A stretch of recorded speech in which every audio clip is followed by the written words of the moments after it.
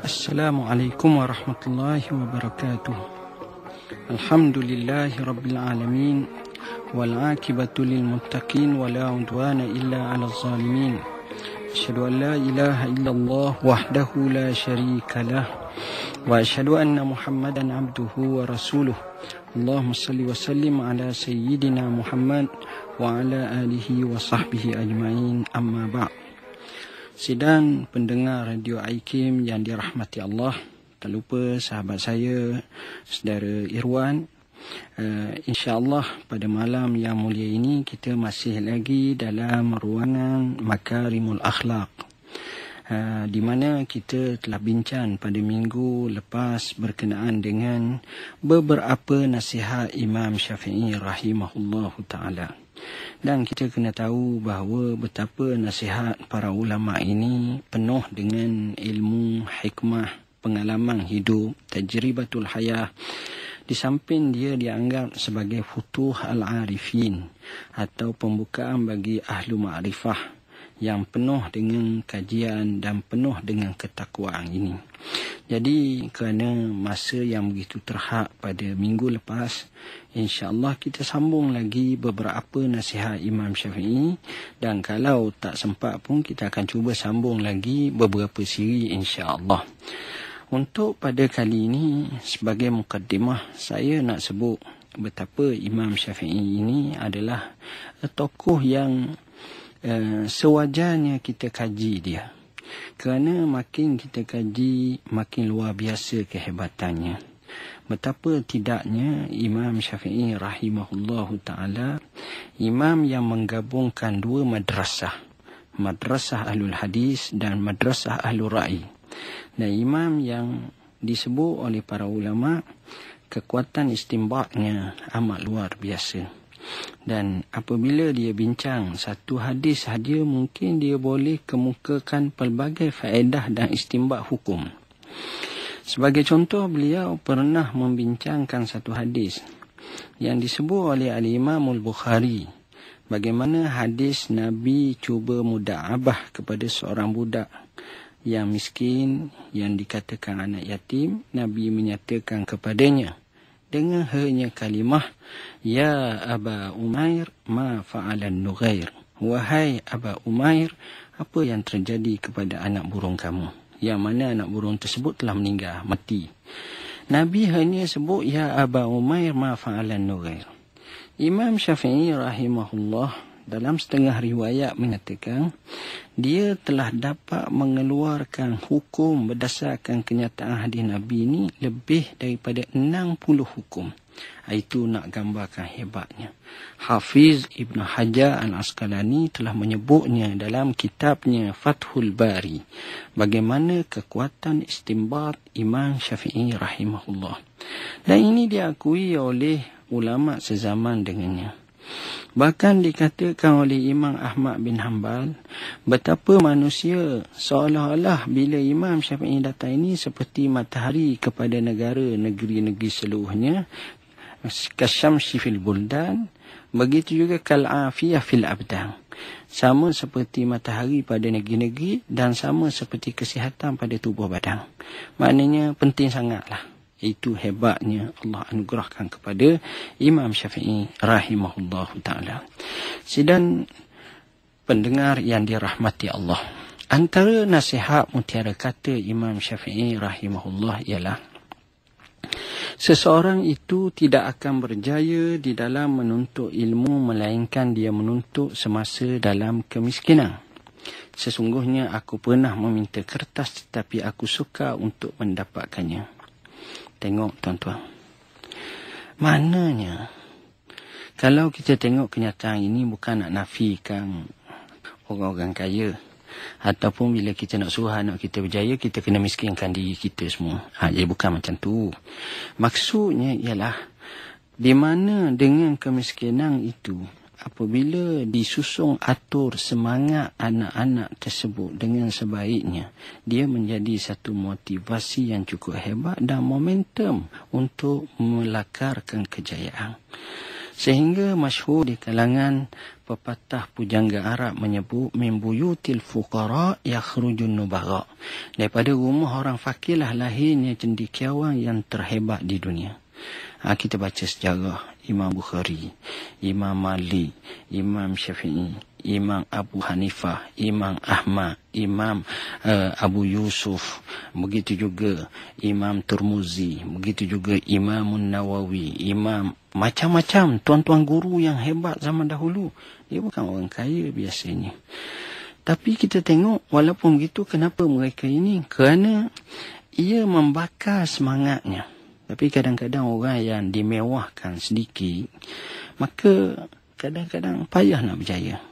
Sehingga saya pernah tanya sekali kepada seorang sahabat, seorang tuan guru kita lah. Saya tanya, saya kata, Syekh, kenapa ramai tok-tok guru besar Azhar ni hebat, tapi anak dia tak hebat macam dia?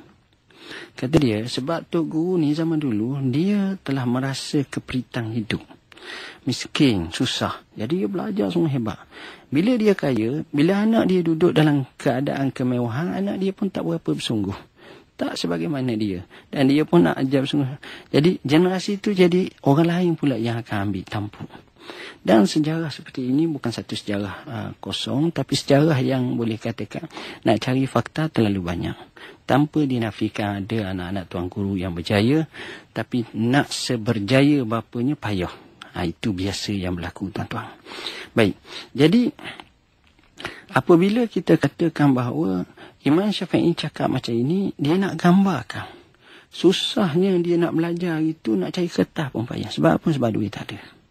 Bila duit tak ada, nak beli kertas, nak beli buku, nak beli ni, jadi dia ni orang panggil terpaksa.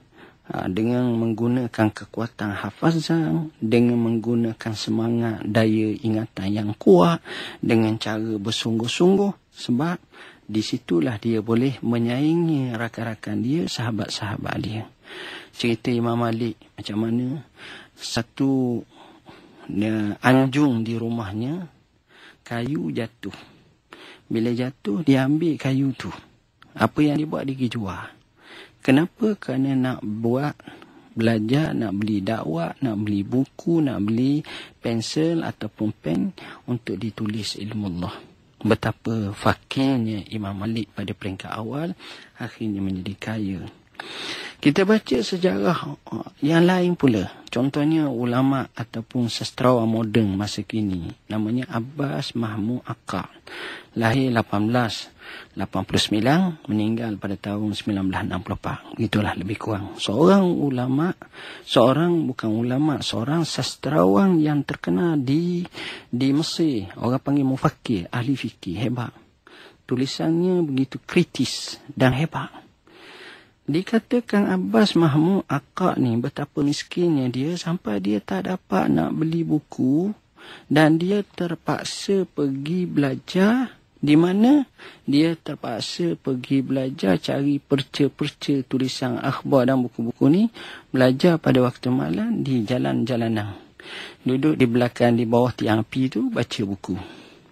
Itulah fakirnya dia, tapi akhirnya dia jadi orang yang hebat. Atas asas ini, saya nasihatkan kepada anak-anak kita yang kematian ibu bapa, anak yatim, anak-anak kita yang miskin. Bakarlah semangat, oburkan semangat. Betapa orang hebat zaman dahulu, biasanya mereka di kalangan orang fakir miskin. Jadi bukanlah fakir miskin itu hina, tapi ini memberi satu semangat kat kita. Tapi bukanlah maknanya kita kalau begitu sentiasa dalam keadaan kemiskinan. Tidak, disuruh berusaha supaya kita boleh hidup dengan selesa, dengan baik, insya-Allah. Sidang pendengar yang dirahmati Allah, nasihat seterusnya Imam Syafi'i rahimahullah menyatakan, perhiasan ulama ialah petunjuk, manakala pakaian pula baik akhlaknya. Sementara kecantikan para ulama ialah berjiwa mulia. Ini Imam Syafi'i nasihatkan secara khusus kepada para ulama, kepada para pendakwah, kepada guru-guru yang budiman. kepada para asatizah, kepada mereka yang menyampaikan dakwah, para imam, ashab al-fadilah semua ni. Dia kata perhiasan ulama ialah petunjuk. Maknanya orang yang dapat petunjuk. Jadi yang menjadi sumber petunjuk sudah pasti rojokan Quran, sunnah. Kita rojok dengan memahami dengan sebaiknya berdasarkan syurahul hadis, berdasarkan mufassir Al-Quran. Kita tengok, maka kalau kita dapat macam itu, kita akan dapat perhiasan yang sebaiknya. Pakaian para ulama, apa dia pakaiannya? Akhlak yang baik. Jadi sesuai dengan majlis kita pengajaran makarimul akhlak, macam mana Imam Syafi'i rahimahullahu ta'ala tekankan baik akhlak. Ada orang riwayat, sidang pendengar yang dirahmati Allah, ada riwayat menyebut Imam Syafi'i ini dia tidak sekali-kali boleh dalam majlisnya ada orang umpat-umpatan dan dia tak reda. Bahkan kalau dia dengar kawan-kawan dia bercakap, murid-murid dia bercakap, ada bahasa kasar, dia akan betul, jangan kasar bahasa. Sebab itu Imam Syafi'i ini antara luar biasanya, dia ni adib. Adib ni makna sastrawan. Hebatnya Imam Syafi'i, dia boleh hafal syair itu berpuluh-puluh ribu. Ada setengah kata 17,000 syair. Khasnya daripada kabilah Bani Huzail. Dan dia pernah kata, kalaulah aku nak main bab syair sungguh-sungguh, maka aku rasa aku boleh jadi lebih hebat daripada Labid. Yang mana kalimah Labid ni penyair Arab terkemuka di zaman dahulu. Jadi itu nak gambarkan betapa Allah kurniakan Imam Syafi'i ini hebat bahasa. Dan dia sendiri pun ada membuat kenyataan-kenyataan yang cukup menarik. Antaranya seperti mana yang diungkapkan, siapa yang belajar hadis maka sudah pasti kuat hujahnya. Siapa yang belajar seperti bahasa ataupun bahasa lughah, maka baik dia punya adabnya. Dia sebut adabnya ataupun belajar adab ni, belajar dari segi bahasa, cakapannya, laras bahasanya, penggunaannya begitu lembut, begitu baik. Jadi Imam Syafi'i ajar pada kita supaya kita ni berakhlak dengan akhlak baik, cakapan tu cakap baik. Dan ada riwayat menyatakan Imam Syafi'i jarang menggunakan bahasa-bahasa yang kasar, tak ada dia. Dan dia suka keindahan bahasa-bahasa yang tinggi. Dan ini pelik pada orang lain. Sebab itu dia ada setengah pengkaji fiqh menyatakan Imam Syafi'i ini dia jarang guna kalimah aku haramkan, haram tak. Dia biasa kadang-kadang dia guna kalimah akrah, aku tak suka. Jadi kita kadang-kadang orang kita bila sebut akrah ni maknanya macam ibarat makruh je lah, ataupun perkara yang, tapi bagi orang yang akhlak yang tinggi, kadang-kadang kalimah itu memberi makna memang tak suka sungguh, tapi dia guna bahasa macam tu. Itu kita kena bincang watak masing-masing kadang. Dan katanya kecantikan para ulama ini ialah berjiwa mulia. Ini pun satu cabaran pada kita. Kadang-kadang kita ni suka nak jadi jiwa kita jiwa yang mulia. Semoga kita ni sentiasa dapat membentuk jiwa yang mulia. Sifat lapang dada, sifat istighfar pada Tuhan, mohon ampun, dan sifat memaafkan kepada sahabat-sahabat kita. Dan kita harap ini akan sentiasa menjadi membekas dalam jiwa kita. Kenapa? Kerana sekarang ni kita tengok sukar kita nak cari orang yang benar-benar boleh mematuhi perintah Allah 100%. Kadang-kadang kita banyak kelemahan. Benarlah kata Nabi sallallahu alaihi wasallam, kullukum khatta'un wa khairul khatta'in at-tawwabun. Kamu semua ni banyak silap. Dan sebaik-baik orang yang banyak silap ini, orang yang sentiasa bertaubat, astaghfirullah wa atubu ilaih, sentiasa bermain di bibir mulutnya. Bahkan Allah sebut dalam Quran, wa bil asharihum yastaghfirun. Mereka itu pada waktu fajar hampir menyingsing, mereka sentiasa beristighfar dengan menyebut astaghfirullahalazim, astaghfirullahalazim. Jadi jiwa yang mulia ni penting. Jiwa yang mulia penting. Ini akhlak para ulama. Sidang pendengar yang dirahmati Allah, pendengar Radio Aikim yang saya kasihi sekalian. Antara nasihat Imam Syafi'i rahimahullah ta'ala juga, sesiapa yang menuntut ilmu, hendaklah ia mendalaminya. Tanpa keikhlasan, ilmu itu akan hilang. Baik. Ada perkara yang disebut di sini, dua perkara penting. Seseorang yang nak menuntut ilmu, yang pertama, ilmu yang dia tuntut tu biar dia benar-benar mendalami ilmu tersebut. Maknanya bukan sathi. Sathi ni macam mana? Kadang-kadang kita pergi ke masjid. Sampai ke masjid, kita dengar seorang penceramah. Seorang yang hebat ajar mari. Dan dia guna istilah yang kita rasa baru bagi kita. Kalau dia cakap bahagian tauhid, dia pun sebutlah tanjizi hadis, tanjizi qadim, saluhi qadim, qabdah. Kita ngapa istilah tu? Sedangkan kita tak tahu konteks penggunaannya kat mana. Lalu kita pun ngapa? Terbalik itu pun cakap saluhi qadim gini-gini. Kau tahu tak apa itu saluhi qadim? Maka keluarga kita tercengang semua. Oh, hebatnya, pandainya istilah-istilah ni. Tapi pemakaian istilah tersebut kita tak tahu bahawa itu terletak dalam ta'alluq kudrat dan iradat Allah Subhanahu wa taala. Jadi dengan sebab itulah kita kata bila kita belajar tu biar dalam betul-betul. Maknanya sampai orang panggil menguasai dengan sepenuhnya. Jadi bila kita kuasa dengan sepenuhnya, maka itulah ilmu akan begitu memberi kesan dan membekas pada jiwa. Tapi kadar kita belajar, sathi sahaja, maka ini kita bimbang jadi hatibul lailin. Apa makna hatibul lailin? Pemungut kayu api pada waktu malam. Artinya pakai pungut je. Kadang-kadang apa yang dipungut itu ular disangkakan kayu api sebab tak nampak. Jadi patutnya kita tapis, kita kaji, kita belajar, kita mendalami, kita ta'amuk. Supaya ilmu itu benar-benar kita faham yang sebenarnya. Yang kedua, dalam bab belajar ilmu, bukan semata-mata banyak faham, tapi unsur yang terpenting, tak kurang penting, namanya ikhlas. Kalau kita awal-awal lagi belajar dunia, nak lawan ulama ni, nak lawan tok guru ni, nak challenge orang ni, nak perbodoh orang ni, nak perkena orang ni, nak kata kita ni hebat sangat, ni bala.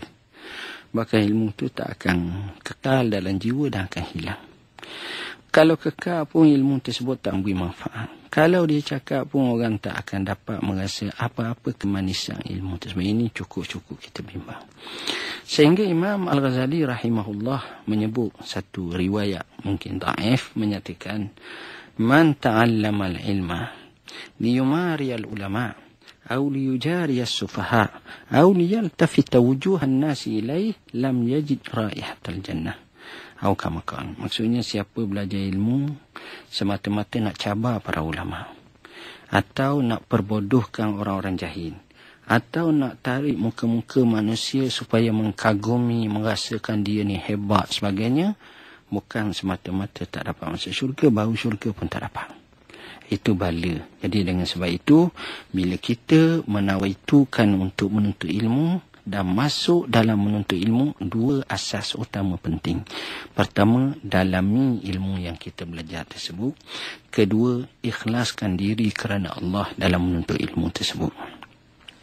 Sedang pendengar yang dirahmati Allah, antara mutiara kata Imam Syafi'i rahimahullahu ta'ala ialah kemiskinan ulama ialah kemiskinan ikhtiar, manakala kemiskinan orang jahil ialah kemiskinan kesusahan. Kita tengok kenyataan seperti ini adalah kenyataan yang kadang-kadang kita nampak biasa, tapi inilah realitinya. Macam mana para ulama, kita tengok yang miskin-miskin. Kenapa? Kerana dia miskin tu, kerana ikhtiar dia tu miskin. Dia, ulama ni, orang yang mempunyai ilmu.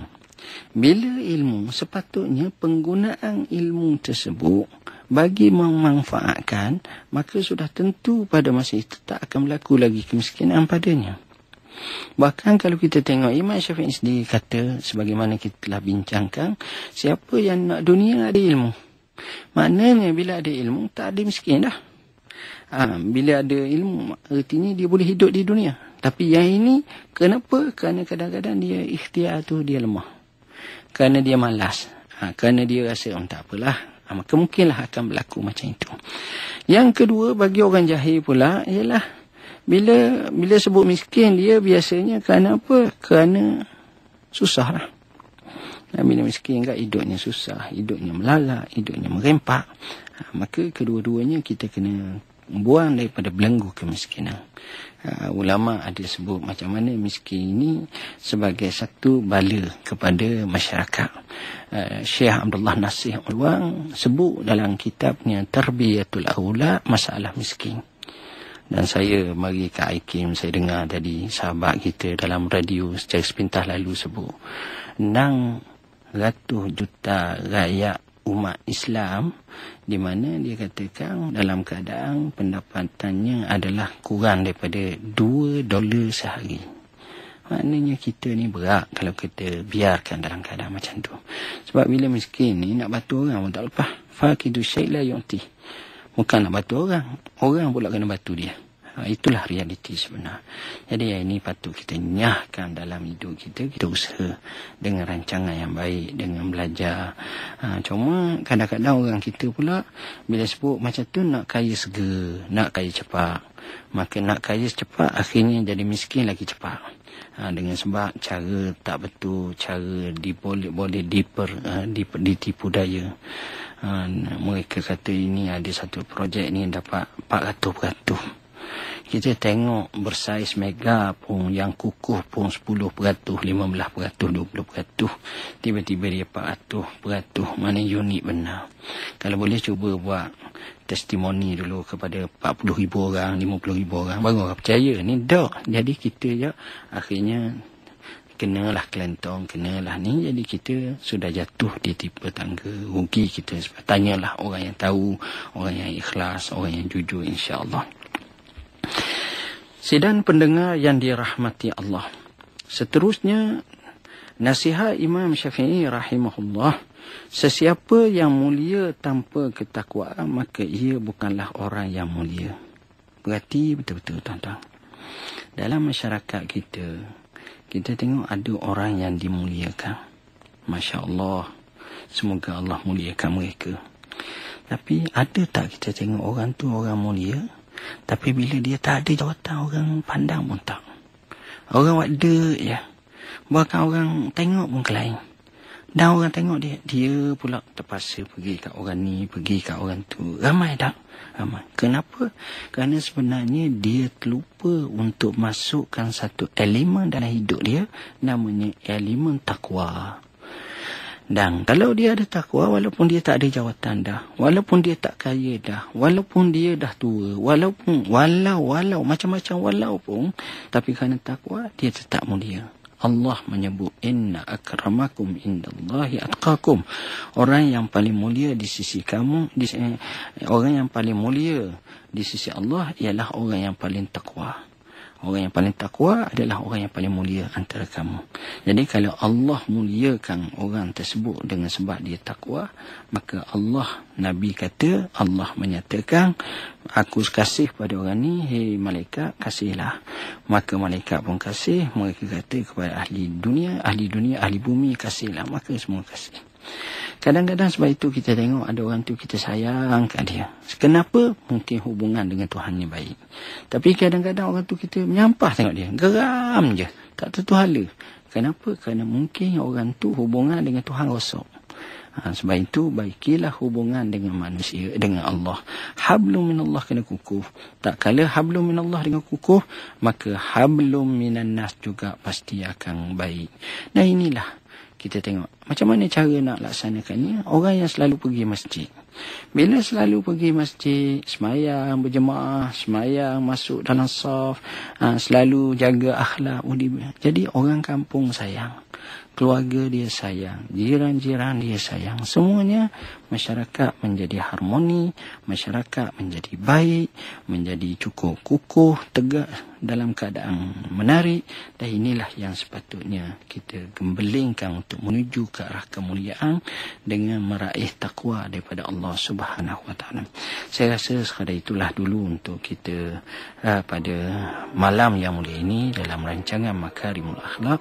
Insya-Allah kita akan bertemu selepas daripada ini pada minggu-minggu seterusnya. Dan saya ingat pada minggu akan datang pun kita masih lagi membincangkan beberapa nasihat Imam Syafi'i rahimahullahu ta'ala. Aqul qawli hadza wa astaghfirullahal azim li wa lakum. Wassalamu alaikum warahmatullahi wabarakatuh.